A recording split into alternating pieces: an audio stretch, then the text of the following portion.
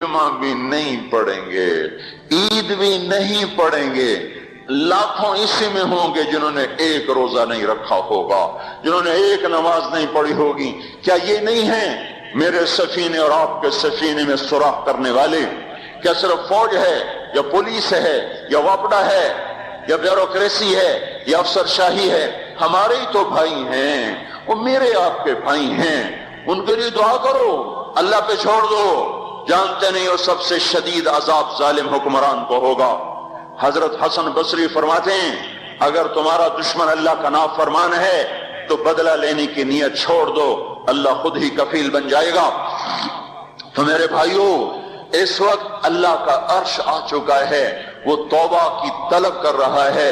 تو آؤ، یہ مبارک مہینہ ہے، ہم توبہ کریں اس رحمت کے مہینے میں۔ وہ کوئی ماں باپ کا نافرمان ہے تو آج جا کے پاؤں پکڑ لے، اف بھی نہ کرو، لا تقل لہما اف، ان کے آگے اف بھی نہ کرو۔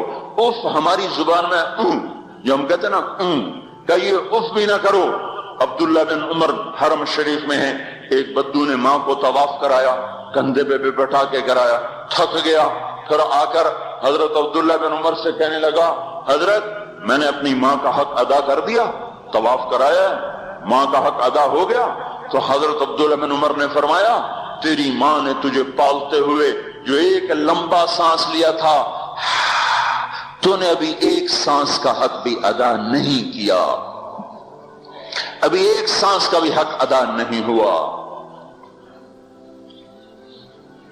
امام بخاری نے واقعہ نقل کیا ہے ادب المفرد میں، ایک آدمی قبر سے نکلتا، عصر کے بعد اس کا چہرہ گدھے کی طرح ہوتا، 3 دفعہ گدھے کی آواز نکالتا، پھر قبر میں غائب ہو جاتا۔ تو جو اس حدیث کے راوی ہیں، اس واقعے کے راوی ہیں، وہ کہتے ہیں یہ کیا چکر ہے؟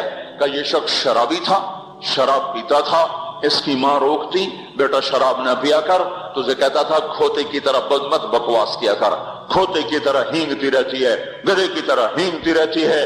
جب یہ مرا، جس دن سے مرا ہے یہ اس کے ساتھ ہو رہا ہے، قبر پھٹتی ہے، یہ نکلتا ہے اور گدھے کے چہرے کے ساتھ 3 آوازیں نکال کر پھر قبر میں داخل ہو جاتا ہے۔ تو میرے بھائیو، اکثر نوجوان بیٹھے ہو، آج بدقسمتی ہے، آج کے سکول وہ علم نہیں سکھا رہے، وہ تو پیسے کما رہے ہیں، وہ 2 + 2 4 سکھا رہے ہیں۔ کون بتاتا ہے ماں کسے کہتے ہیں؟ کون بتاتا ہے باپ کیا ہے؟ ماں باپ نہیں بتاتے تو استاد کیا بتائیں گے؟ اسکول کیا بتائیں گے؟ ہماری بدقسمتی ہے کہ ہماری نسل کیبل میں مبتلا ہو گئی اور وہ ڈش میں پھنس گئے اور وہ انٹرنیٹ میں پھنس گئے۔ ہائے ہائے، انہیں اپنے اقدار بھولے، انہیں اپنی تہذیب بھولی، انہیں اپنی منزل بھولی، دنیا کے چسکوں میں لگ کر گم ہو گئے، اور یہی سب کچھ نہیں ہے۔ تو میرے بھائیوں، یہ موقع ہے آج، یہ موقع ہے آج، کوئی ہے تو توبہ کرے۔ تیسرا آدمی جس کی آج بھی بخشش نہیں ہے وہ ہے جو دل میں کسی کے لیے ویر رکھتا ہو، ویر، بغض، ایک ہے رنجش، کسی سے بھی ہو جاتی، ایک ہے ویر رکھنا، ویر، بغض پالنا۔ اللہ تعالیٰ اس کو آج بھی نہیں معاف کرے گا۔ چوتھا آدمی جو ماں اور باپ سے جو رشتے بنتے ہیں، خالہ، نانی، ماموں، یہ ماں کے رشتے ہیں۔ جو باپ سے رشتے بنتے ہیں، چاچا، دادا، چاچا، پھوپھی، جو ان رشتے داروں سے، ان کی اولادوں سے جو بدتمیزی کرتا ہے اور برا سلوک کرتا ہے، اس کی رمضان میں بھی کوئی بخشش نہیں ہے۔ میرے بھائیو، اگر اس مجمع میں ایسے لوگ ہیں، اللہ کرے کوئی بھی نہ ہو، اور اگر ہیں تو آج توبہ کر کے اٹھو، آج اللہ کو منا لیں، کیونکہ دربار بڑا سنگین ہے، ہولناک ہے۔ عمر جیسا آدمی جس کے اسلام لانے پر جبریل آ گئے، یا رسول اللہ آپ خوش ہو رہے ہیں؟ عمر کے اسلام پہ خوش ہو رہے ہیں؟ ہاں۔ تو جبریل بولے یا رسول اللہ آسمان کے فرشتے بھی خوش ہو رہے ہیں، آسمان کے فرشتے بھی خوش ہو رہے ہیں۔ یہ وہ عمر ہے۔ عرفات کے میدان میں آپ نے فرمایا اس وقت میرا اللہ میرے صحابہ پہ فخر کر رہا ہے، اور عمر بن خطاب پہ خاص طور پہ فخر کر رہا ہے۔ یہ وہ عمر ہے۔ آپ نے فرمایا میرے بعد کوئی نبی ہوتا تو عمر ہوتا، یہ وہ عمر ہے. آپ نے فرمایا میرے 2 وزیر زمین میں 2 آسمان میں، ابو بکر عمر میرے زمین کے وزیر، جبرائیل میکائیل میرے آسمان کے وزیر. اور ایک دفعہ مسجد میں داخل ہوئے، آپ کے دائیں طرف ابو بکر تھے، بائیں طرف عمر تھے، تو آپ نے فرمایا جب قیامت کا دن ہوگا تو اس طرح ہم قبروں سے اٹھیں گے، میرے دائیں طرف سے ابو بکر اٹھے گا، میرے بائیں طرف سے عمر اٹھے گا. یہ وہ عمر ہے. 22 لاکھ مربع میل میں اسلام پھیلایا. کتا بھی کہتے تھے ہائے ہائے کوئی کہاں سے ایسا عدل لائے گا. مدینے کی مسجد میں بیٹھ کر روتے تھے کہ یا اللہ کے کنارے، دجلہ کے کنارے کوئی کتا بھی پیاسا مر گیا تو پکڑ تو عمر کی ہوگی. یہ وہ عمر ہے. رات کو گشت میں نکلے اپنے غلام اسلم کو لے کر، ایک بدو بڑھیا پانی. انہوں نے کہا بڑھیا کیا کر رہی ہے، یہ بچے کیوں رو رہے ہیں؟ کہا یہ بھوک سے رو رہے ہیں.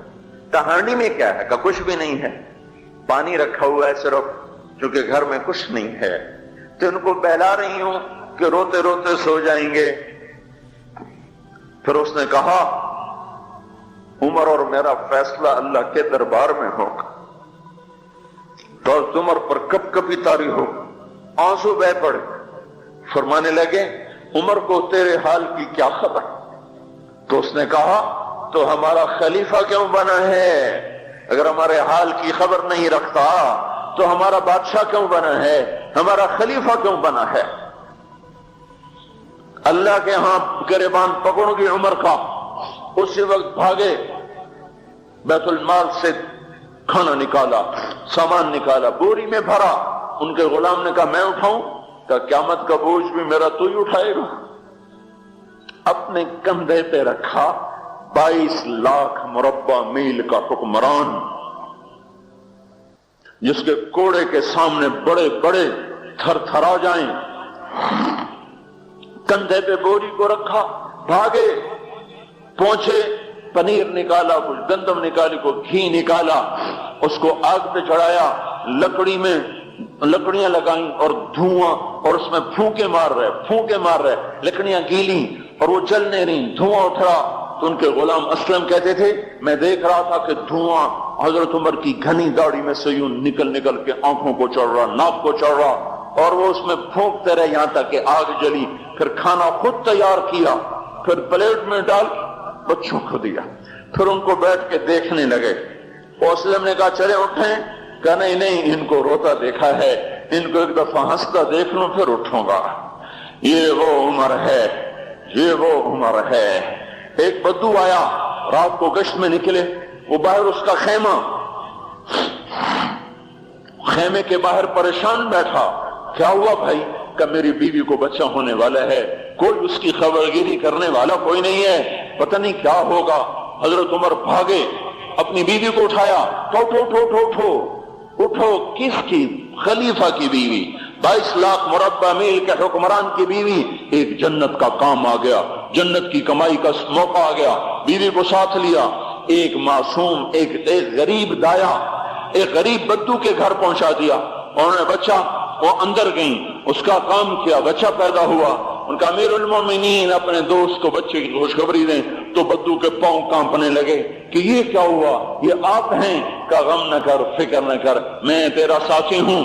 اور وہ بڑھیا جس کے بچوں کو کھانا کھلایا، وہ کہنے لگی کاش تیری جگہ، عمر کی جگہ تو خلیفہ ہوتا، کاش عمر کی جگہ تو خلیفہ ہوتا تو وہ میرے جیسا کوئی ہوتا. کہتا میں ہی تو عمر ہوں. تو انہوں نے فرمایا تو کل دربار میں آ جانا، عمر کے نزدیک تو مجھے بھی دیکھ لے گی، عمر کے نزدیک مجھے بھی دیکھ لے گی. یہ وہ عمر ہے جس کے اسلام لانے پر کائنات روئی، جنات روئے، آسمان کے فرشتے روئے جس کی شہادت پر. یہ وہ عمر ہے. اور نماز پڑھاتے ہوئے کافر کے ہاتھوں خنجر لگا. نماز میں خنجر، جنت کی ایسی بشارتیں. تو آپ نے اپنے بیٹے عبداللہ بن عمر سے کہا بیٹا جاؤ حضرت اماں عائشہ سے کہو کہ عمر اپنے ساتھیوں کے پڑوس میں دفن ہونے کی اجازت چاہتا ہے، اگر وہ اجازت دے دیں تو مجھے لے جانا، نہیں تو مجھے جنت البقیع میں ڈال دینا۔ وہ آئے، حضرت عائشہ بیٹھی رو رہی تھی، ان کا اما جان میرا باپ عمر یہاں اجازت چاہتا ہے۔ تو حضرت عائشہ نے کہا یہ جگہ تو میں نے اپنے لیے رکھی تھی، عمر چاہتا ہے تو مرحبا بعمر، عمر کو اجازت ہے، میرے اوپر اس کو ترجیح حاصل ہے۔ باپ کو اگر خوشخبری سنائی ابا جان مبارک ہو، اجازت مل گئی۔ کہا نہیں بیٹا ممکن ہے میرے شرم میں اجازت دی ہو، جب میں مر جاؤں مجھے اٹھا کے لے جانا، دروازے پہ رکھنا، اجازت ملے تو لے جانا نہیں تو واپس کر دینا۔ پھر جب موت کی آہٹ کو محسوس کیا تو رونے لگے۔ حضرت علی آئے، حضرت حسن آئے، کہا عمر کیوں رو رہے ہو؟ موت کے ڈر سے؟ کہا نہیں موت کے ڈر سے نہیں، موت کے بعد آنے والی گھاٹیوں کے ڈر سے۔ تو فرمایا نہ رو نہ رو، میرے ان کانوں نے اتنی دفعہ سنا ہے کہ میں گن بھی نہیں سکتا کہ اللہ کے نبی نے کہا تھا ابو بکر اور عمر جنت کے بڑی عمر کے لوگوں کے سردار ہیں۔ تو عمر اور رونے لگے، کہا تو گواہی دے گا ابو الحسن، میری جنت کی گواہی دے گا قیامت کے دن؟ آپ نے کہا میں بھی دوں گا، میرا یہ بیٹا حسن بھی گواہی دے گا کہ اللہ کے نبی نے یہ بات فرمائی تھی۔ اتنی خوشخبریاں مل گئیں۔ پھر فرمایا اپنے بیٹے سے بیٹا میرا سر زمین پہ رکھ دے، گود میں تھا، انہوں نے زمین پہ رکھنے کی بجائے پنڈلی پہ رکھ دیا، پنڈلی پہ۔ انہوں نے پھر فرمایا بیٹا میں کہہ رہا ہوں زمین پہ رکھ دے، انہوں نے زمین پہ رکھ دیا تو اپنا چہرہ یوں مٹی میں ڈال دے، اس طرح ایسے، اور اپنی گال اپنی ناک یوں زمین میں ایسے ایسے رگڑ رہے اور کیا کہہ رہے ویل لک یا عمر ان لم یغفر لک ربک، اے عمر اگر تیرے رب نے تجھے معاف نہ کیا تو تو ہلاک ہو جائے گا۔ اور یہ تو معاف ہو چکا ہے، پھر ایسا ڈر ہے، اور طارق جمیل کو تو پتہ نہیں ہے، عبد الرحمن اسلم اکرم کو تو پتہ نہیں ہے، صہیب بلال کو پتہ نہیں ہے، کسی کو پتہ نہیں ہے کہ کیا ہوگا کیا ہوگا، کچھ پتہ نہیں۔ زینب فاطمہ سمیہ کو کچھ پتہ نہیں ہے کہ کیا ہوگا، فاطمہ کو تو پتہ ہے پھر بھی کپ کپ آتی ہیں، خدیجہ عائشہ کو پتہ ہے، حضرت عائشہ محبوب ترین بیوی ہیں، جب انتقال کا وقت آیا تو اتنا روئی کہ چنی ساری آنسوں سے تر ہو گئی، موٹی چادر تھی بھیگ گئی آنسوں سے۔ عبداللہ ابن عباس آئے کہنے لگے اماں جان آپ کیوں رو رہی ہیں؟ آپ اللہ کے محبوب کی سب سے پیاری بیوی ہیں، آپ کا اور اللہ کے نبی کا کی ملاقات میں صرف موت کا پردہ حائل ہے، ادھر آپ کی روح نکلے گی، ادھر آپ اللہ کے نبی کے پاس پہنچ جائیں گی۔ فرمایا عبداللہ مجھے دھوکہ نہ دے، کاش میں پیدا ہی نہ ہوئی ہوتی، کاش میں پیدا ہی نہ ہوئی ہوتی۔ تو یہ عمر اتنی بڑی جنتیں لے کر کے اے اللہ تو نے عمر کو معاف نہ کیا، عمر ہلاک ہو جائے گا، یہ کہتے کہتے جان دے دی۔ جنازہ اٹھایا گیا، دروازے پہ لایا گیا، عبداللہ ابن عمر دروازے پر گئے، دستک دی، کہا اماں جان میرا باپ عمر دروازے پہ حاضر ہو چکا ہے۔ حضرت عائشہ نے فرمایا لایا جائے عمر کو، مرحبا بعمر۔ چادر اٹھا کے باہر چلی گئی، قبر کھودی جا رہی۔